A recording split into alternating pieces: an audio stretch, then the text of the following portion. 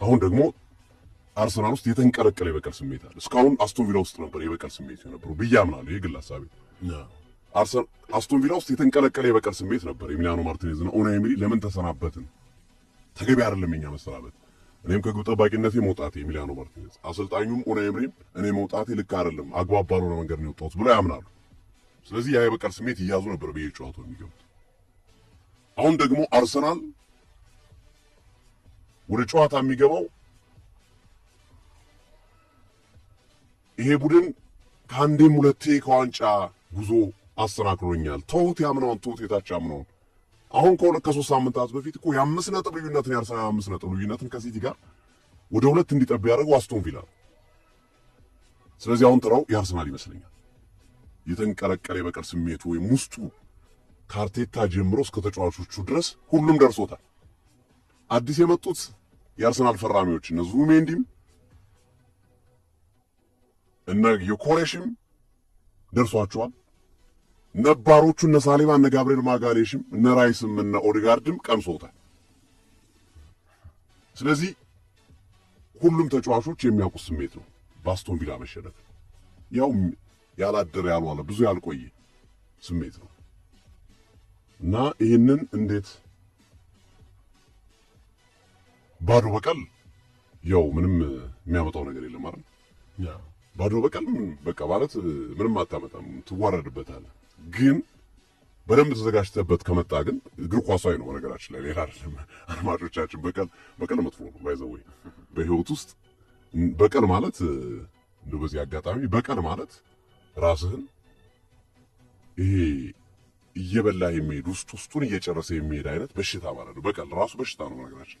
በቀል የሚለው በሽታ ነው፣ ውስጥህን እየጨረሰ የሚሄድ እና ምንም ነገር ብትደረጉ በህይወት ዘመናችሁ በቀል የሚባል ነገር እንዳታስቡት። እንደው በዚህ አጋጣሚ ያው መካሪኝ ሳይሆን እንደው ምክንያቱም ራስን ነው የሚገሩ። ይሄኛው ግን እግር ኳሳዊ በቀል ነው። እግር ኳሳዊ በቀል ሌላ ነው። ኢትስ ኦል አባውት ኮምፒቲሽን፣ ውድድር ነው፣ ፍልሚያ ነው፣ የ90 ደቂቃ ውጤት ነው።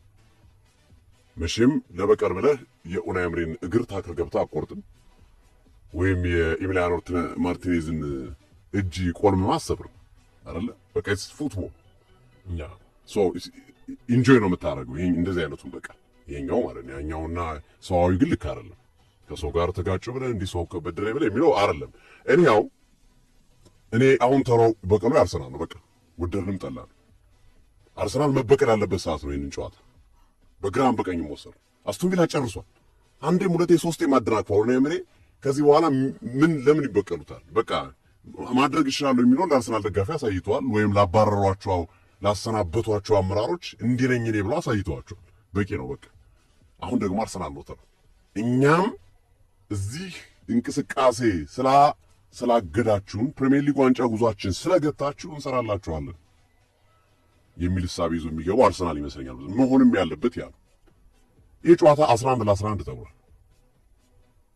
11-11 የተባለበት ምክንያት ኡናይ ኤምሪ በሁሉም ውድድሮች 11 ተከታታይ ጨዋታ ሳይሸነፍ ተጉዟል። አርሰናል ደግሞ በሜዳው 11 ተከታታይ ጨዋታ አሸንፏል። 11-11 የተባለ ይሄ ነው። 11 ቁጥር ግጥምጥሞች አሏቸው። አርሰናል በሜዳው 11 ጨዋታዎችን በድል ተጉዟል። አስቶን ቪላ ደግሞ 11 ጨዋታዎችን በታሪኩ ለመጀመሪያ ጊዜ በክብረ ወሰን ማሸነፍ ችሏል። ይሄ ለመጨረሻ ጊዜ 1914 ላይ ነው ይህንን ያደረጉት። ከ111 ዓመታት በፊት 11 ተከታታይ ጨዋታ ሪካርዱን ተጋርቷል። ዛሬ አርሰናልን ካሸነፉ አዲስ ክብረ ወሰን ኡናይ ኤምሪ በአስቶን ቪላ ታሪክ ፈተን ሙከራ ሳይደረግበት እየጨረሰ ቢሆንም ግን እዚህ ጋር አብሮ ሊጠቀስ የሚገባ አገልግሎት ነበረው።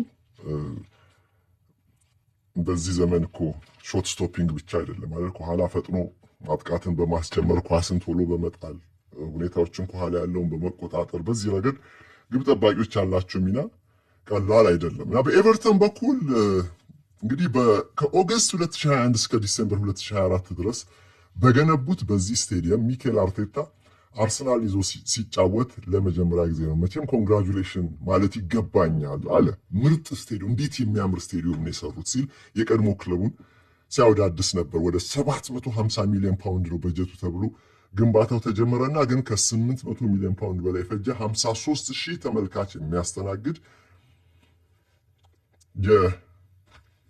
የወንዝ ዳር ስቴዲየም ነው። ይህ ሂል ዲኪንሰን በሚል ኮሜርሻል ስያሜ የሚጠራው ስቴዲየም እንግዲህ ኤቨርተን በዚህ ስቴዲየም በጥሩ ሞራል አዲሱን የውድድር ዘመን ጀምሮ ነበረ።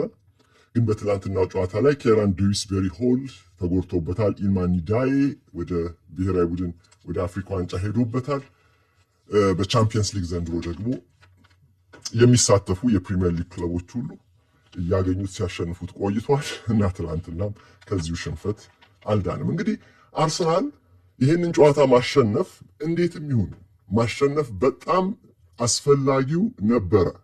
አንደኛ በሰንጠረዡ ላይ መሪነቱን መልሶ ለመያዝ ምናልባት ከመሪነት ወደ ተመሪነት ወደ ኋላ የማፈግፈጉ ነገር በተጫዋቾች ሞራል ላይ አሉታዊ የሆነ ኔጌቲቭ አስተዋጽኦ ያበረክት እንደሆነ ያ ታሳቢ ከተደረገ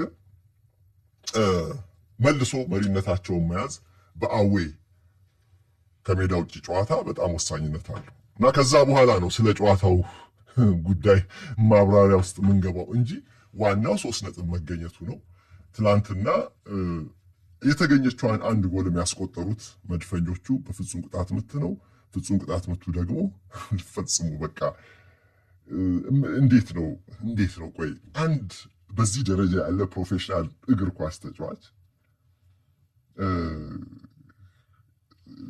እንደዚህ አይነት ቡድንን አሳልፎ ለጉዳት የመስጠት ውሳኔ የሚያስተላልፈው? ይሄ ጄክ ኦብሬን የተባለው ተከላካይ የቀይ መስመር ተከላካይ 2 እጆቹን ከትከሻው በላይ ወደ ላይ ሰንዝሮ ነው ኳሱን የነካው። ፍጹም ቅጣት ምት የተገኘበት ማለት ነው። ይህ ሊወገድ የሚገባ